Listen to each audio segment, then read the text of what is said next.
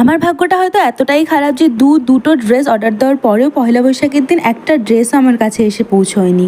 কিন্তু পরের দিনই চলে এসেছিল সবগুলো ড্রেস একসাথে। তাই আর কি দুজন মিলে প্ল্যান করলাম যে কালকে যেহেতু বেরোনো হয়নি, তো আজকে চলো একটু বেরিয়ে আসা যাক। তাই সূর্যি মামা যাওয়ার পথে আমরাও বেরিয়ে পড়েছিলাম আর গেছিলাম এই একটা ব্রিজে। কারণ আমি এমন একটা শহরে বসবাস করি যেখানে ঘুরতে যাওয়ার জন্য রেস্টুরেন্ট ছাড়া আর একটা মাত্রও জায়গা নেই। যাই হোক, সেখানে বেশ কিছুক্ষণ ছবি তোলার পর জানি না আমাদের দুজনের মাথায় কি হলো, দুজন মিলে চলে গেছিলাম স্মার্ট পয়েন্টে। আর যেহেতু গেছি খালি হাতে তো বেরোনো যাবে না, তাই একটা কোল্ড ড্রিঙ্ক নিয়ে বেরিয়ে পড়েছিলাম। আর বাইরে বেরিয়ে দুজন মিলে যুদ্ধ করলাম কে আগে খাবে। যাই হোক, তারপর সেটা খেয়ে তো পেট ভরেনি, কারণ ঘুরতে বেরিয়েছি, পেট পুজো তো করতেই হবে। তাই চলে গেছিলাম একটা রেস্টুরেন্টে আর আমাদের সবচেয়ে ফেভারিট মোমো, যেটা হচ্ছে চিলি মোমো, তো সেটাই অর্ডার করেছিলাম। তারপর সেটা খেতে খেতেই আমরা দুজন মিলে বেশ অনেকক্ষণ ধরে গল্প টল্প করলাম। আর যেহেতু সেদিন বাসন্তী পুজো সপ্তমীও ছিল, তো ফেরার পথে ঠাকুর দেখে চলে এসেছিলাম বাড়িতে।